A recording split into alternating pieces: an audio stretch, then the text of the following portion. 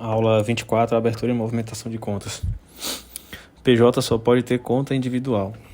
A conta conjunta solidária permite que qualquer um dos usuários titulares possa movimentá-la. A conta conjunta não solidária, o titular só pode movimentar com a assinatura de todos os titulares.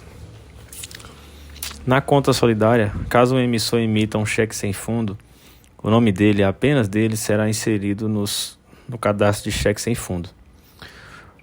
Cada banco é responsável pela completa identificação do cliente, observando as normas sobre prevenção, combate à lavagem de dinheiro e terrorismo. O banco pode encerrar a conta se tiver algum dado divergente. O cliente pode abrir ou encerrar a conta por qualquer meio eletrônico, exceto ligação telefônica. Se a conta for eletrônica, ele só opera e encerra por meios eletrônicos. O prazo máximo definido pelo Bacen para encerramento de uma conta é de até 30 dias. E o banco não é obrigado a abrir conta para ninguém. Aula 26. Conta de pagamento. O dinheiro físico no mundo eletrônico é moeda eletrônica. Dinheiro digital é moeda digital. Exemplo, Bitcoin. Então, moeda eletrônica é o dinheiro que você tem em mãos, você vai lá no banco e deposita na conta. Esse dinheiro virou moeda eletrônica. Moeda digital é o Bitcoin, Ethereum e por aí vai. A conta de pagamento é uma conta usada para a realização de pagamentos e transferências, além de transferência de recursos entre clientes do mesmo banco ou de outros bancos. Pode ser pré-paga ou pós-paga, como as contas de cartão de crédito. A conta de pagamento pós-paga foi feita para o cartão de crédito. As contas de pagamento podem ser ofertadas por instituições de pagamento e por bancos comuns. As instituições de pagamentos não podem operar ativa ou passivamente. Elas não fazem parte do SFN. Então, a instituição de pagamento não faz parte do Sistema Financeiro Nacional. Os recursos em contas de pagamento não podem ser utilizados para operações ativas ou passivas dos bancos. Também não possui suporte pelo Fundo Garantidor de Crédito. Em outras palavras, o banco não pode usar o dinheiro disponível em conta de pagamento para investimento, para fazer depósito a prazo, fazer nada disso. Não é operação passiva nem ativa. E o dinheiro que está na constituição de pagamento também não é protegido pelo FGC. Além de não possuir cobertura pelo FGC, os recursos em contas de pagamentos não se misturam com o patrimônio da própria instituição, ou seja, não é considerado patrimônio da instituição de pagamento. Caso a instituição de pagamento faça parte de grupos ou conglomerados, o usuário pode realizar ou ter direito a operações bancárias oferecidas pela instituição ou grupo. As contas de pagamento não são movimentáveis por cheques. As contas de pagamento são pré-pagas que possuam... As contas de pagamento pré-pagas que possuam aporte inicial ou somatórios mensais de até 5 mil, podem ser abertas apenas com documento de identificação e número do CPF, podendo a instituição solicitar documentos adicionais que precisar. Pessoas muito pobres não podem possuir ou movimentar mais de 5K por mês. Os saldos das contas de pagamentos não fazem parte do patrimônio da instituição de pagamento. Aula 27. PIX. Sistema de pagamento instantâneo. É um sistema de pagamentos com infraestrutura centralizada de liquidação bruta em tempo real, de pagamentos instantâneos que resultam em transferência de fundo entre os participantes de contas de pagamento instantâneo no Bacen.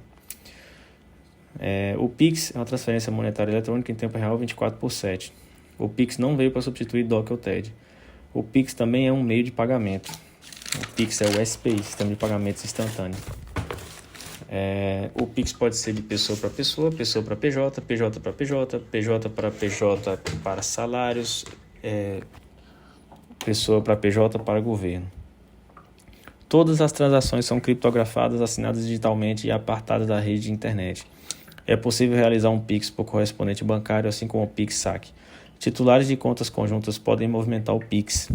O banco apenas é obrigado a oferecer PIX se tiver mais de 500 mil contas ativas. As demais não são obrigadas. A Secretaria de Tesouro Nacional pode aderir ao PIX como ente governamental. O pagamento de impostos é um exemplo. Existem formas de fazer um PIX sem ter a chave cadastrada a partir dos dados da conta, porém perde praticidade. Cada conta de pessoa física pode ter até 5 chaves, independente de quantos titulares são. Cada conta pode ter até 5 chaves. Cada conta PJ pode ter até 20 chaves. As pessoas físicas são isentas de taxa no PIX. PIX disfarçado de PJ, disfarçado de PF podem ser tarifados e o PJ pode ser cobrado no PIX.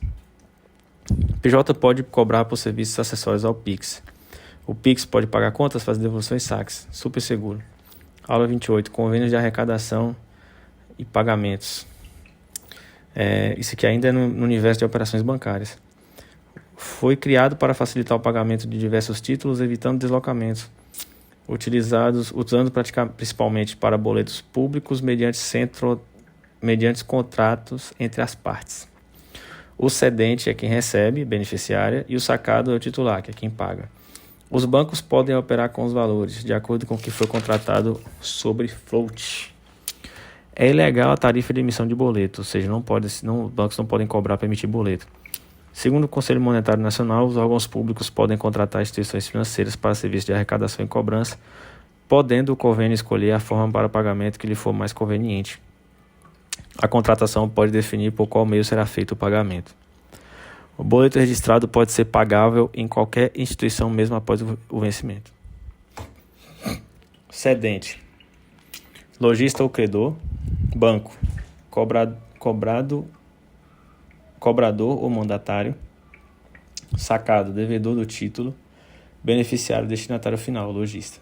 Cedente: quem vende. Banco: é o cobrador, é o mandatário. Sacado: é quem paga. O beneficiário é o lojista, quem vende.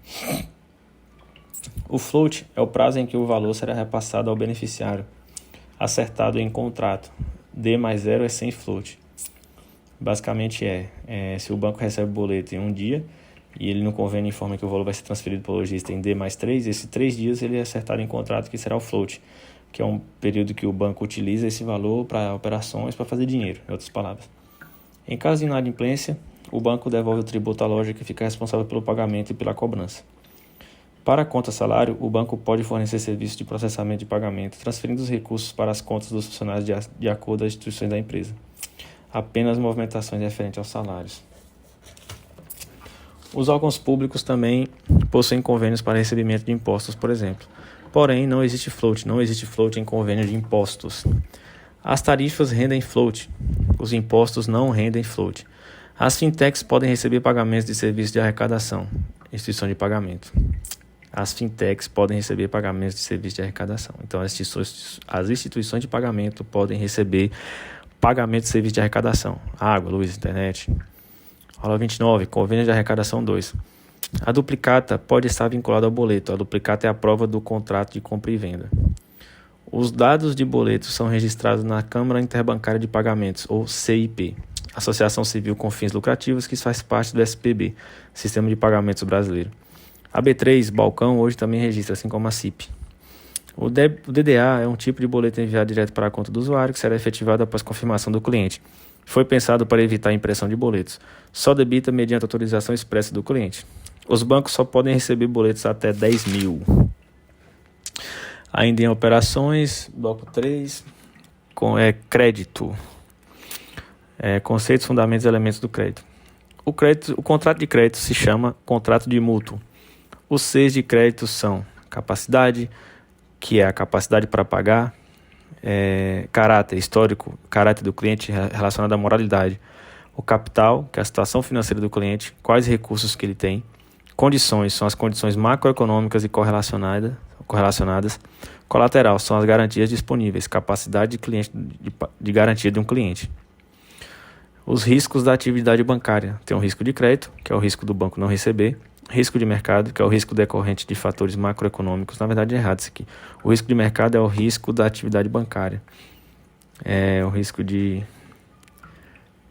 na verdade é o risco referente ao mercado que a pessoa está inserida. Por exemplo, um tomador de empréstimo, ele pega um empréstimo e trabalha com venda de imóveis. Então é o risco desse de mercado. Isso é levado em conta. Risco de liquidez é o risco do banco não conseguir pagar suas obrigações. O risco operacional é o risco de erros internos causarem algum problema nos processos. O risco sistêmico é o risco que envolve todo o sistema, inclusive a nível mundial e fatores externos. Risco sistêmico é o risco que não dá para diversificar, então é um risco não diversificável. O risco não sistêmico é o risco que envolve vários sistemas dentro do sistema geral de comércio, né? O risco não sistêmico é um risco diversificável. Então, por exemplo, o banco, a partir desse princípio, o banco faz operações de diversos segmentos para não ficar refém de apenas um segmento.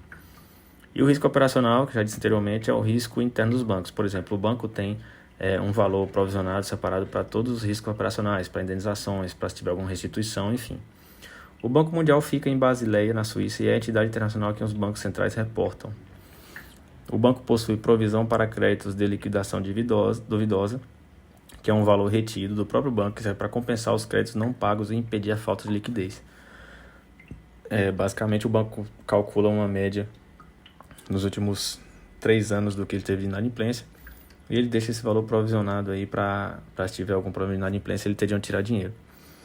O risco de crédito só existe na renda fixa, não existe na renda variável, pois não existe empréstimo na renda variável. Debênture é empréstimo, então oferece risco. Renda variável oferece risco de mercado. O nível de risco vai de AA até H, ordenados em ordem crescente. A, B, C, D, E, F, G e H. Aula 3. Riscos da atividade bancária 3. Risco de mercado é o risco inerente ao mercado em geral, geralmente está ligado às rendas variáveis. Se relaciona com alterações de juros no mercado e a volatilidade, por exemplo. Risco operacional tem a ver com fatores internos ocorridos nas operações. Isso aqui eu já fiz. Beleza.